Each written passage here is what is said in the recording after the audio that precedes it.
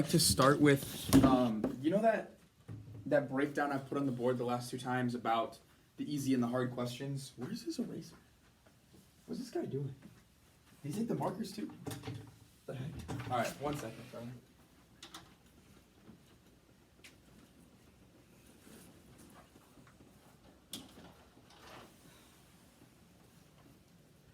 All right, sorry. We're getting really monotone notes today. They're all gonna be in black. So normally I write that breakdown on the board that talks about easy and hard types of questions. Quotations I always put around easy and hard. Today I want to cover those harder questions. The last few lessons, the first one we spent talking about punctuation, and the second one we talked about grammar, usage, and sentence structure kind of. And that kind of wraps up the easy section of the ACT. Today I want to cover the more hard questions and what's to go with them. And it's a little bit difficult to, how I did with the easies, to just pick a category and stick with it and just go through that. It doesn't exactly work like that with these harder ones because they don't exactly fit into one category, right? I don't know, maybe you guys have written it down, that little breakdown, but the three different types of technical hard questions that the ACT writes is organization, strategy, and author style. These ones I'm going to give you kind of mix and match between those styles, so that's why I can't just cover each one exactly. But I'm going to give you three different ones that are the most common. I'm guaranteeing you're going to see one of these pretty much on each passage, if not more. Normally, you'll see 4 to 5 of these types of questions per passage. Depending on the practice book you use, might be more, might be less. This one that the regular class has a lot less, maybe like 2 to 3 per passage. I'm pretty sure the one you guys have is very realistic to what the actual test is. So I would trust this one. This is written by the people who write the ACT, so I would trust this book a lot more than ones like this that are good for practice, but these are the ones that you're going to find the best stuff in. And we'll get to practicing later about it. My plan for today is I'm going to break down these three types of hard questions. I'll give you some strategies on how to attack them properly. And then I just want to jump in and do like a practice together. I'll get it for you, good. I want to do a little practice together, and then we'll discuss the ones that fit into my categories here. I'm assuming whatever passage I choose, there'll be some. So, yeah, that's the plan. Let's start with the first type of question. The first thing I normally get when I write this word, hard questions, on the board is, how do you tell if a question's hard? How do you tell what's an easy question? How do you tell what's a hard question? Well, easy questions most of the time aren't going to have anything before them. I know you guys have done a little bit of practice in your homework. And most of the time, an easy question is just going to come up as an underlined portion, and it's going to say A, B, C, D, pick the best one. There's not going to be any words before the question. Hard questions a lot of the time have something before them, and based on what that is, I can tell you what type of question it is. So the first type of question that I would look for is called a top-heavy question.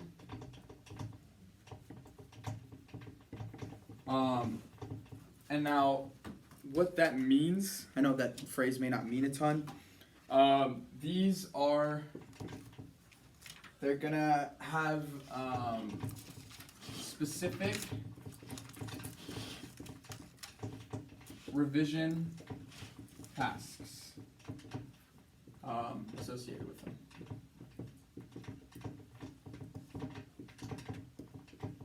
So how you can tell a top-heavy question is those words before are going to have a specific revision task. What that means is these questions, the reason they're hard is because people don't like to focus purely on the revision task. An example of a revision task might be, which of the following answer choices provides the most specific information? So now what that question is asking you is, think only about like the most specific answer. It wants you to pick the one that provides the most specific information. That's all. And we'll talk about how to tackle those a little bit in a minute here, but they're going to have some sort of revision task associated with them, and that's the important part about top-heavy questions. Now, another type of question would be organizational.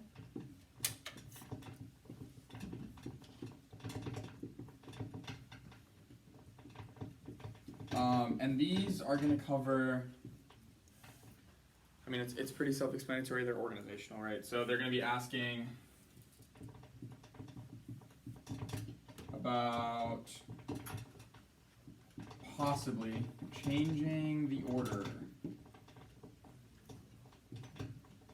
of, and it could be a variety of different things. It could change the order of words, phrases,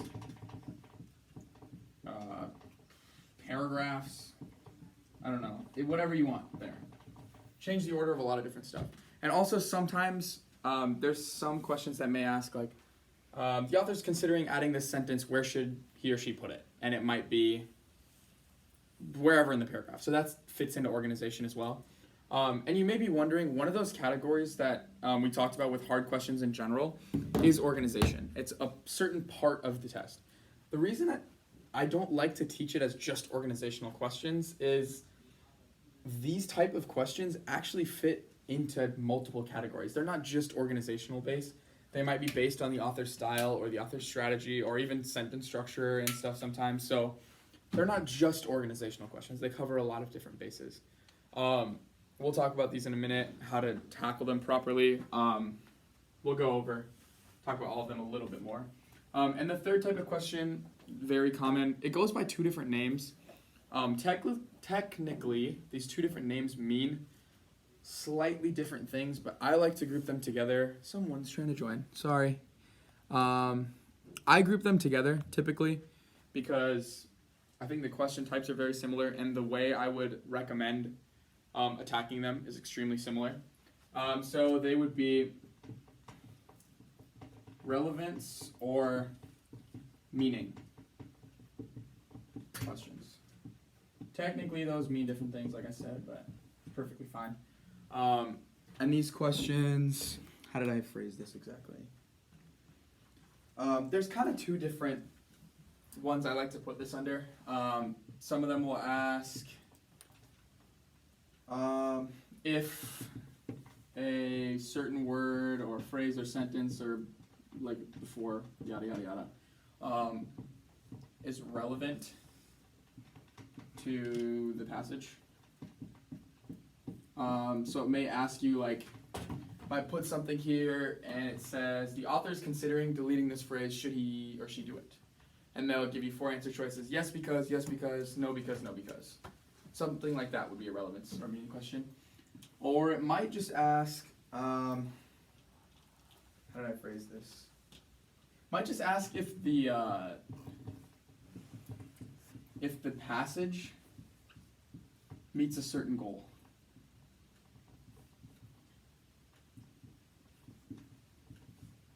This is very similar to, this would be normally your last question of a passage. So your question 15 or 30 or 45 or 60 or 75. The last question, a lot of the time is going to say, suppose the writer's goal had been to write about the history of dinosaurs. Did this passage accomplish that goal? And it'll give you yes because, no because, no. And you would pick based off of that. So yeah, those are kind of relevance and meaning questions. I put these in this order specifically because this is the most common, second most common, third most common. These questions are going to show up all the time. And I would be just as familiar with these types of questions as you are with your easier ones, your punctuation, your sentence structure, those type of things, because these are going to be really important. And I'm not saying they're particularly difficult. These ones are really hard. These ones, I would expect this class to score very, very high on. A similar percentage, I would hope, to your punctuation, sentence structure stuff. So I put them in hard because they require a little more thinking. You're going to have to actually think about the question, not just refer to a rule and then just apply it. You may have to do your own thinking on these. But I still expect in an advanced class we should be doing pretty well in those. These, I give you a little more leeway because these are pretty tricky. Yeah, it requires a very an English-based thought process, which sometimes can be difficult for those who aren't very English-based in real life. So I'll spend a little more time on these in upcoming lectures too, about how to deal with them. But I quickly just want to cover a little bit of, these are not straight lines, just please ignore it, of strategy on how to cover each of these a little bit. So some strategies on how to deal with them. So we'll talk more about them once we actually see them in context, but top heavy questions, let me start with this actually. I understand some of these strategies I'm about to give you may feel like overkill, they may feel stupid, they may feel like I don't need to do this. And I'll tell you a story once I give you this that explains a little bit more what I'm talking about, but right now, when you're doing this practice with me in this room, it's gonna feel kind of easy. That there's no pressure. If you get a question wrong, boo-hoo, I'm not gonna look at you any differently. Your friends aren't gonna look at you any differently. Who cares? So it's not really that much pressure, and you're able to perform at your highest. But when it comes to the actual test, when you're sitting in a room and it's cold and you've been looking forward to this, not maybe looking forward, maybe dreading this for a few weeks, and now all of a sudden you really want scholarship money, and this score could make you a lot of money. So you're going to be under a little bit more pressure in the test room is what I'm getting to. And it's way easier to make mistakes. You might slip up on stuff that you don't often slip up on. And I mean, that's a common thing. We know that. People get nervous when the stakes are high, obviously. I'm not saying that's going to happen to you, but the reason I'm giving you these strategies, they seem like overkill. I promise you already know most of these things. I'm going to make you do them anyway, and you might feel I'm being stingy, but please trust me.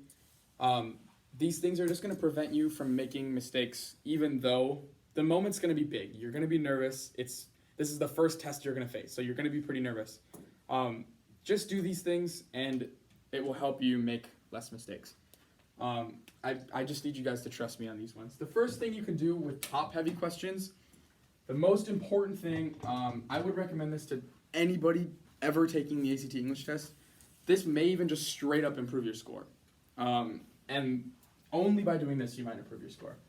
I would say always, without fail, underline or circle. If you're a circle person, that's completely fine.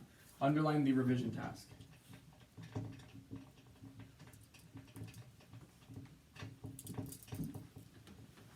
Now, I'll tell you a small story about why I'm so for this idea.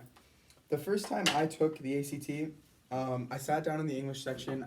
I'd seen it before. I didn't go in completely dry. I'd prepared a little bit, and I didn't really focus my studying. I kind of just studied willy-nilly. And I missed 2 questions on the English section, and they both fit because if I had done this, I wouldn't have missed those. I promise you. They both were top-heavy questions, and they both said something like, pick the most specific answer. And in my head, I was going off of, well, yeah, this answer is kind of specific, but it just doesn't sound good. It doesn't flow. It doesn't fit the author's style. I don't really like this answer. So I kind of eliminated it and picked one that I thought, if I were an editor, I would have picked that sentence. And lo and behold, it was the wrong answer because it wasn't specific. Or the other one was, which one provides the most new information? And I didn't like the one, there was one that provided a lot of new information, one of the answer choices. I was like, this just doesn't sound like the author's voice. I don't like this answer. And I just eliminated it. And lo and behold, it was the one that was providing more information, new information, even if it wasn't the best answer per se, if you were an editor. That kind of leads me to my next point. I'm going to write this up here also before I make my point with that. You should always focus only on the revision task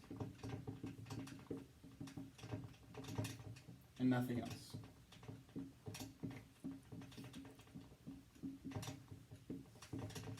So the idea behind that is those questions that I missed, it's going to be a lot of times where there's other answer choices that you see in a top-heavy question that are actually better answer choices. They might be better answer choices. But focus on what the question is asking you to do and only focus on that. Forget about everything else you know about English on these questions. And if I had done that, those 2 questions would probably been fine. But the reason I have you underline it is right now, I promise you, it's pretty easy to realize when you're reading a question, oh, this is what I'm looking for. I need to look for specific information. And then you go and pick the most specific answer. when you get to a test where nerves are maybe a little bit higher, for whatever reason, it's so common for students to read the question and then completely forget what they just read and pick the answer that makes the most sense. But if you're able to underline what the question is asking you to do, the odds of you forgetting that are just so much lower. I cannot advocate for this enough. Please, please, please underline the revision task. It's going to be way easier to follow. And only pick based on the revision task. Forget about everything else you know about English. Just pick the one that fits the revision task the best. That's the main advice I can give you on top-heavy questions. And we'll come to those in practice, so we'll talk about them in context as well. Let's go to organizational questions. I have a few different strategies for these. The first thing I would say is organization, it's kind of like a puzzle, and you just have to find the way pieces fit together. There's a lot of the times going to be questions where it'll be like, if the author were to rewrite this paragraph, they would write the sentences in what order. And let's say there's 5 sentences. It might say 1, 2, 3, 4, 5, or maybe 5, 4, 3, 2, 1, or 1, 3, 2, 4, 5, or so whatever. They're just going to ask you to shift around the sentences in order of a paragraph, especially with those ones. I would say look for pairs that fit together.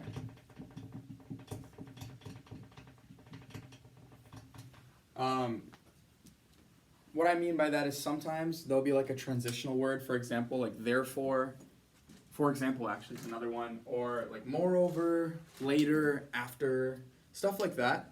A lot of the times when you're looking at sentences, there might be a word like that that indicates 2 sentences have to go together.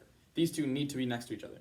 So with organizational questions, you might see something like, in sentence 2 and sentence 3, there's a word, the word therefore is in between, and they flow together perfectly. The relationship between those 2 sentences has to be together. Okay, well then place those 2 together and look at the answer choices. Which ones have 2 and 3 right next to each other? And then you can eliminate everything else because you know those 2 fit together.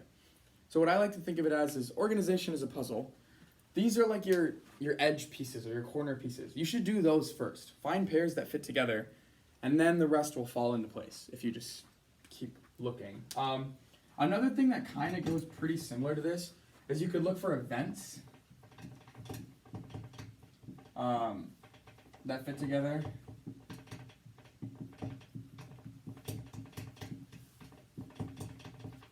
So what I mean by events is we are simple people. We are humans. And we want to tell things in chronological order. There's some people or some stories where things go out of order. You're switching between times. That's great. That's not going to happen on the ACT English. They're not going to do something that hard to you. It's most of the time going to be chronological. What I mean by events is don't talk about, if we're talking about a game, let's say, a 4-quarter game, don't talk about the first quarter and then the fourth quarter and then the second quarter again. That's out of order. Those things don't fit together. Those events don't fit together. So if you're talking about something in the first quarter and you see the next sentence is talking about the fourth, maybe you have an issue there. So let's look for events that fit together. Maybe you see there's a sentence about the first and a sentence about the second. Maybe put those together because the events line up. So don't talk about something before it's happened in the passage. And it can be difficult because you've already read the whole passage, so you know all the events. But sometimes the reader at that point doesn't know them yet, so don't talk about something before it happens and try to place events close to each other. Do I have another one with this? Transitional words fit in with the first one. Oh, I'm not going to write anything for this one, but I would recommend you guys know this too. I'm just going to make a quick point about it. I'm sure you guys have written 5-paragraph essays in class before, in an English class in high school. You have an introduction, 3 body paragraphs, and a conclusion, right? That's just the way we do things. It's a perfect base for how we do things. It's a certain anatomy to an essay. There's a certain anatomy there is to paragraphs too, that it's very similar. Paragraphs normally start with an intro sentence, whether that be an intro to that paragraph, a transition from the previous to the next, whatever. Then there's some details or explaining like a body of the paragraph. And then there's normally some sort of concluding sentence that's indicating what's happening next in the paragraph or wrapping up the point you just made. Not every paragraph is like that, we know that. But when they're asking organizational questions, most of the time, that anatomy of the paragraph is going to be clear, and they're going to try to make it like that. So if you see a sentence, for example, that is very clearly an intro sentence or very clearly a concluding sentence, just put it there right away.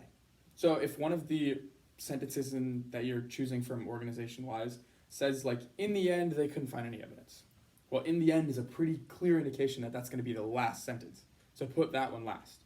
So, like, stuff like that, maybe in the anatomy of a paragraph could help you narrow your options down. So just remember, when they're asking about organization, they're going to try to make it easier on you, and it's going to fit a very logical anatomy of a paragraph. So just keep that in mind when you're doing those. All right, let's go to relevance and meaning. I have a ton I could say about these, but I'm going to give you just, let's go with 3. I'll give you 3 pieces of advice that I think will help you quite a bit with these. Start with, refer back to the main idea.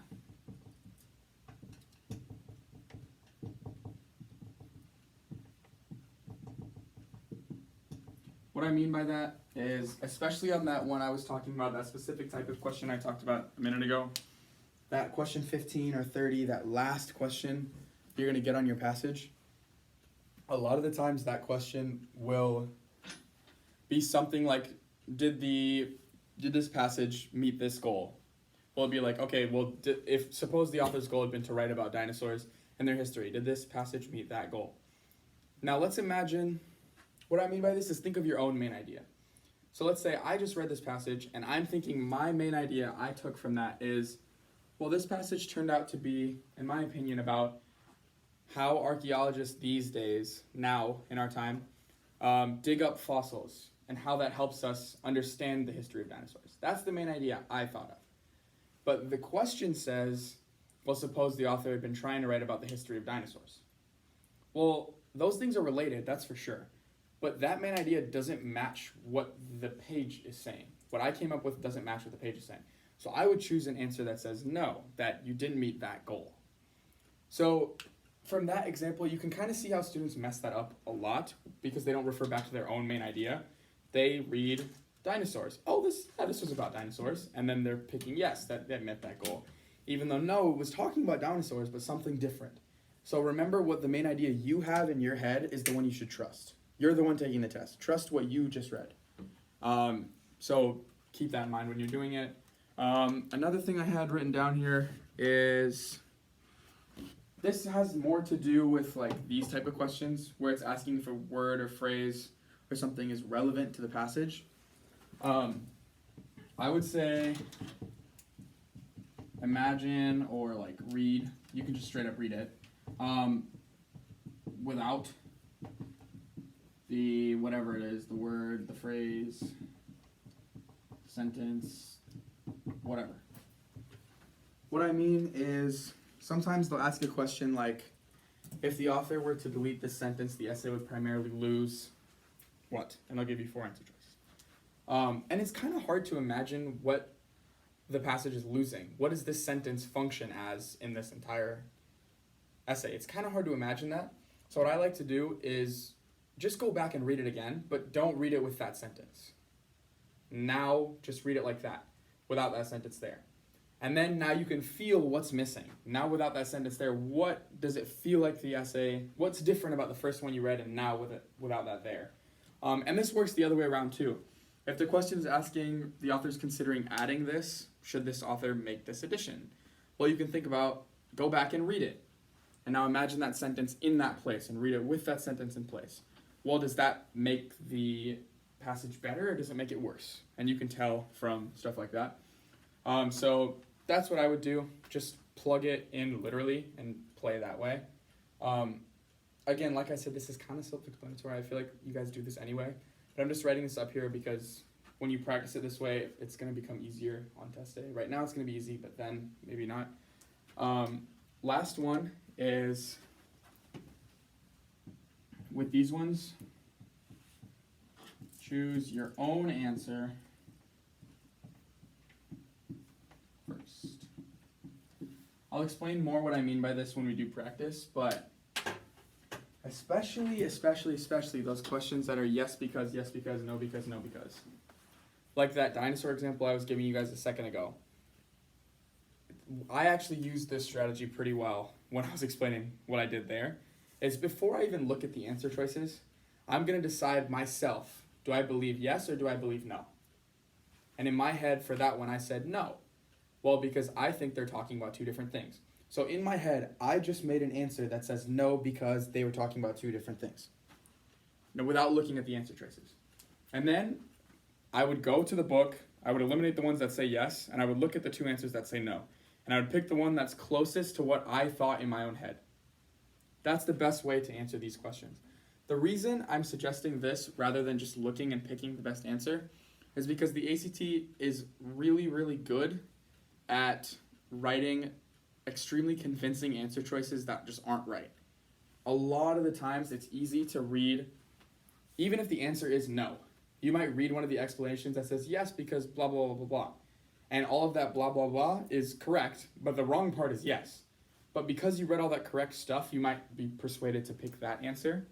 So I recommend first choose yes or no and write your own answer in your head and then compare it to the answers on the page and pick the one that's closest to that. That way you won't fall into the trap of the ACT trying to sway you toward a certain answer. Does that make sense? Okay.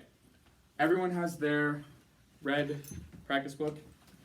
Can we flip to, which tests have you guys done in the homework?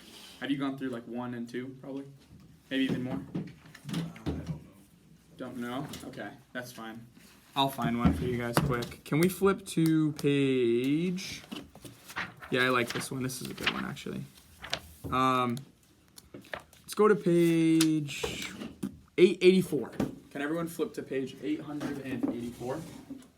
Where did I put that pencil? Really quickly, for someone who's there, can you read the title of the passage just to make sure we have the same test? My book might be an older version.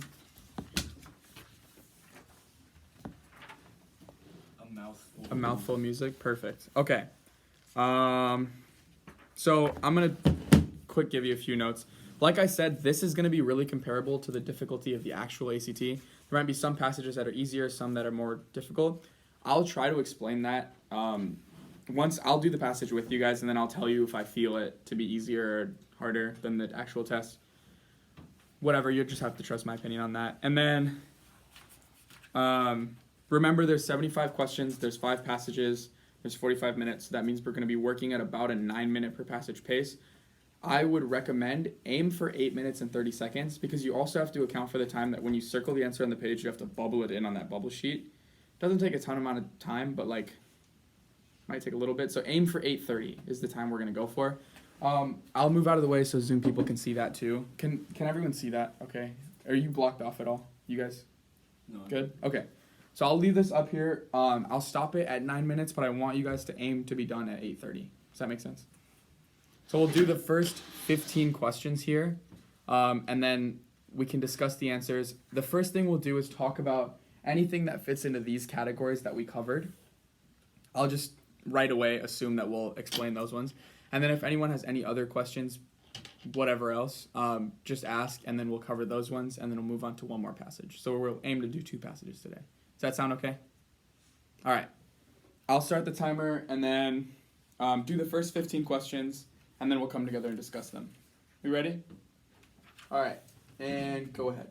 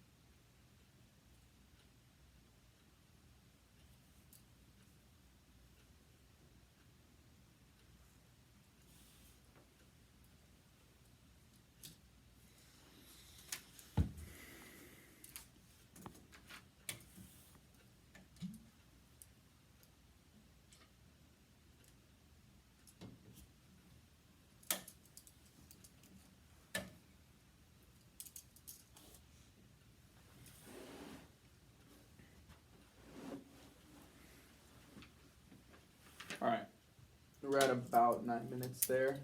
Did everyone finish? I would probably say this was, if we were saying the average ACT English passage is about a 5 in difficulty out of 10, I would call this one maybe a 3.5, maybe a 4. So I would say a little bit easier.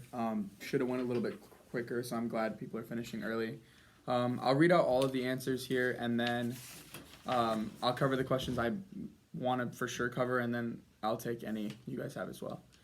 So number 1 was C, number 2 H, number 3 B, number 4 H, number 5 C, number 6 F, 7 A, 8 G, 9 A, 10 H, 11 D, 12 G, 13 B,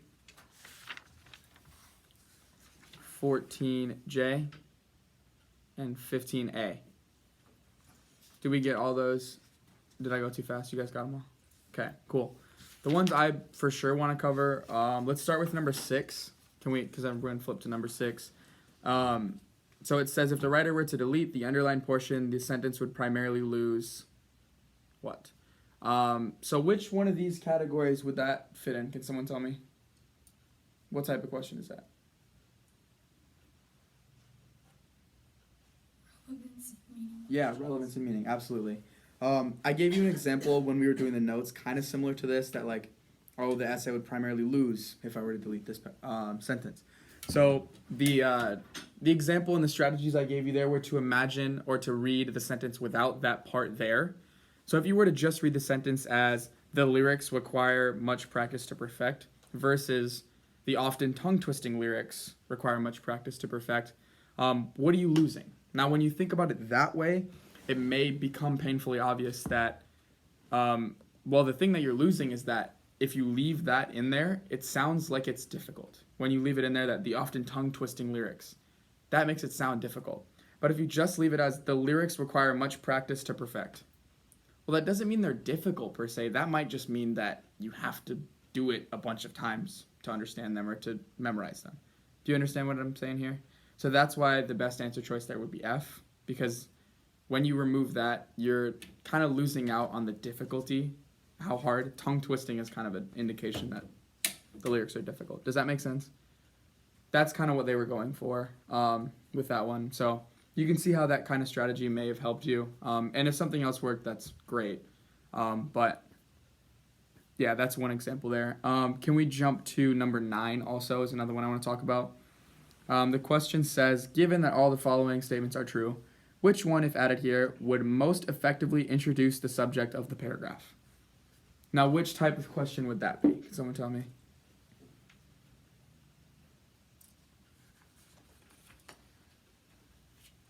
No one. Online people, feel free to yell out too. Nobody's got it. Organization. Organization is a good guess. I would call this more of a top-heavy question.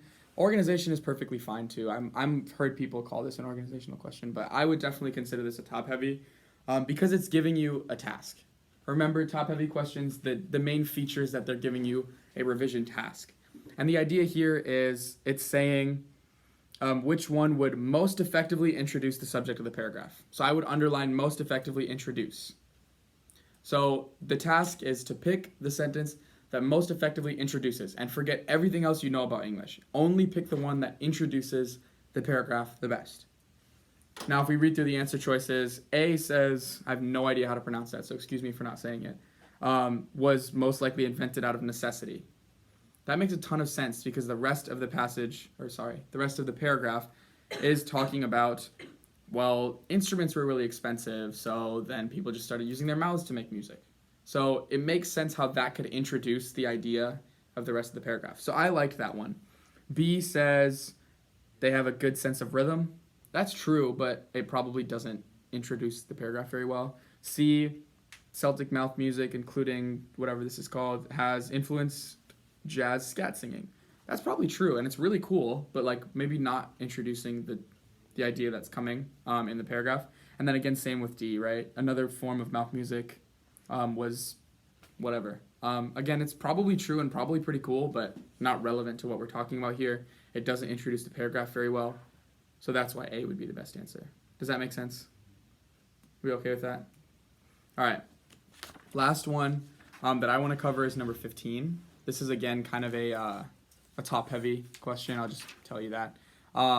It says, given that all the choices are accurate, which one most effectively expresses the idea that bands incorporate both classic Celtic music and current influence into their music?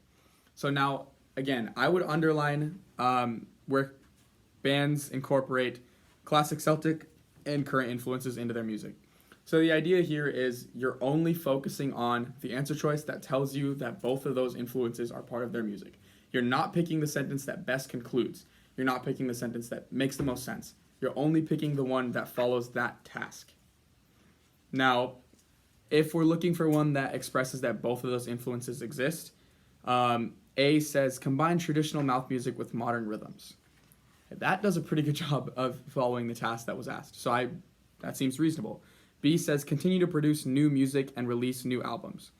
That's not bad because it does talk about new ideas there, but it doesn't really mention the traditional ideals of the music. So I don't love that one. C says put on concerts around the world. That's a really good concluding sentence, actually. That's a good way to end it, but that's not what we're doing. We're looking for something that incorporates both classic and current influence, and that doesn't do that. And then same with D, sing and dance on stage. Again, not relevant to the revision task. Does that make sense why the answer is A? Okay, excellent. Those are the more difficult ones that we talked about today in the lecture. Does anybody have any other questions that they thought were a little difficult or tricky to understand and maybe would require some more explanation? Nobody in person? Okay, online, does anyone have any questions throughout that one? You mind going over number 10? Number 10, yes. Okay. Great. I'm glad someone asked about this one. So,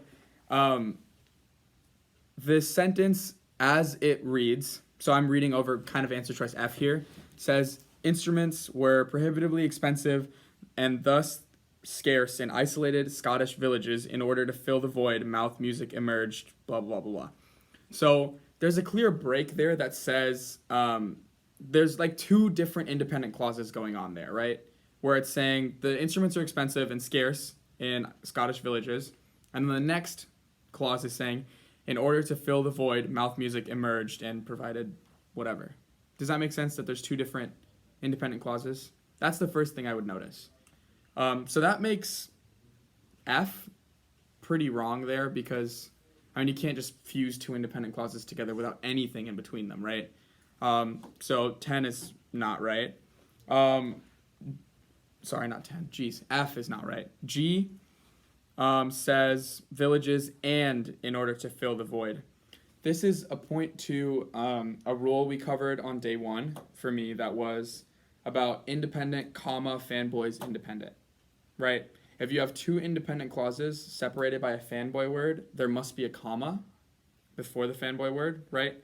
And here we have two independent clauses, and they are separated by a fanboy, but there's no comma. So G is actually grammatically incorrect. So that's why that one doesn't make sense. It sounds very good when you say it that way, but that one doesn't make sense. H, if you have two independent clauses and you separate them with a period, always okay. So that one seems fine. And then J, when you have two independent clauses and separate them with a comma, that's called a comma splice. It's a very common mistake. A comma is not a strong enough form of punctuation to separate two independent clauses. So the best choice there would be H. Does that make sense? Yeah, that makes sense. Thank Okay, you. Awesome. Does anyone else have any other questions? Yeah. Can you go over 14? 14. Okay, yeah. Saviors, don't forget it. Were you gonna ask about 14 as well? No, I was gonna ask about 10. Okay. 1 second, Lydia. I'm just gonna cover because he's asking about 10 still. Go ahead. So for number 10, Yeah. J, if you thought about in order to fill the void is like an interrupting term in the sentence. Yeah, I figured someone would have that thought as well, so I'm glad you brought it up. Okay, so instruments were prohibitively expensive and thus scarce in isolated Scottish villages. If you were to cut out what you think is a non-essential phrase, right? So remember, one of the characteristics of non-essential phrases is that you can eliminate it, right? And the sentence still makes sense. So if we were to just cross out in the sentence in order to fill the void, right? If you assume it's a non-essential phrase, that makes sense, right? Okay, so now if you were to read the sentence, instruments were prohibitively expensive and thus scarce in isolated Scottish villages, mouth music emerged and provided residents with the music. Do you see how that doesn't make sense? So that's why you can't use it as a non-essential. Does that make sense? Yeah. Okay. Okay, sorry, Lydia. You said number 14? Yes. Okay. So number 14 says the band's celebrity continually survives. Okay. Okay. So my first thought is continually survives is, I know I mentioned this a little bit before, but it's like genuinely now it's become repulsive to look at answer choices that kind of repeat themselves. If something is surviving, then obviously it's continually surviving. So like that feels really redundant there. I don't think that's necessary. I really don't like the word continually. If one of the answer choices just said survives, I would love that. But I don't like F particularly because it says continually survives. I don't like that. So I would eliminate F. G says still remains and carries on. Again, that's kind of repetitive, right? If you remains and carries on both mean the same thing. So there's no need to say them both. So I don't like G really either. H is a little bit, I don't like a lot of things about H. It says it stays sticking around. So that's kind of like almost a slangish type of term we use, right? That it stays around or like it stays sticking around. Something like that is more of like a more informal tone of saying something, and the rest of the passage really doesn't cover like a very informal tone. It's pretty formal. So that's an issue with it. And also, the reason it's a slang thing and it's not really often used in formal language is because stays sticking around is, I hate to say it, I know I've come back to this a few times, but it's kind of redundant that like stays and sticking around kind of mean the same thing. If it's staying, obviously it's sticking around. If it's sticking around, obviously it's staying. So it's kind of repetitive in that way. And J is the most simple. It's just one word and there's no repetition in it. So that's why I picked J. I thought the other choices kind of were redundant or repetitive. Does that make sense what I'm going for? Yes, thank you. Okay, yeah. Cool. Okay, we don't have enough time to do another one. So does anyone have any other question? Even if you were unsure and still got the right answer, it's okay. We can still talk about it. Nothing? Can we talk about number 5 quick? Because this is another one I know. I hope someone had this question because I think this one actually causes a lot of trouble. There was a question like this on the ACT that I did the best on. And I'm pretty sure when I looked at the breakdown, this was the most missed question, which is a little bit surprising. Please don't be ashamed when I ask this. Just, I need you to participate. Did anyone pick A for number 5? Yeah, it's completely rational to pick A. I think that makes a ton of sense. I'll explain why. Online people, you don't have to admit it. I know a bunch of you did it. I saw someone raise their hand. Great, thank you. But yeah, A is a really common mistake, and there's a very small reason. I'll explain it in a second here. But so the sentence says the results are songs that rarely make literal sense, but nevertheless flow in a easier way to dance to. If I'd said that sentence, if I say it, it sounds fine. If you read it, it kind of sounds okay. The first thing I would do here is A is okay, so I wouldn't eliminate it. B, but nevertheless flow in a way easily to dance to. Well, I mean, that's clearly, right? That's not good. So I would eliminate B. C, but nevertheless flow in a way that is easy to dance to. That sounds okay, so I would leave that one. And D, if you were to eliminate it, it would say, but nevertheless flow in a way to dance to. I don't really like that. So I would probably eliminate D. So you'd be picking between A and C, right? Can we all agree on that? Does that make sense how I got there? This is where it's tricky because the rule I've told you before is if you can say something in less words, say it in less words, right? So then you'd assume that A is just less words. That makes a little more sense.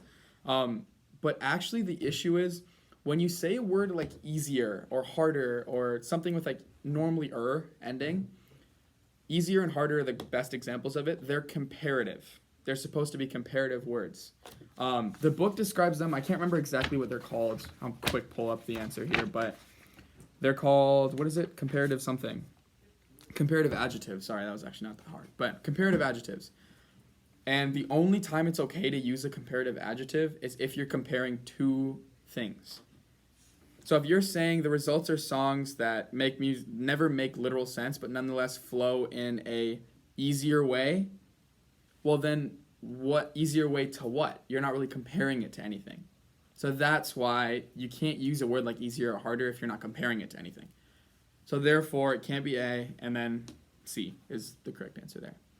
So you can't exactly use the economy rule there. I know that's what I've been trying to drill into you guys, but yeah, 5, very difficult question, and it's going to be missed a lot on the actual test too. Does anyone else have any other questions? We still have like 4 minutes if you want. Nothing? Okay. Online, you guys, last chance. All right. Sounds good. I'll let you guys go a little bit early then, and I will see you guys next week. Thank you guys.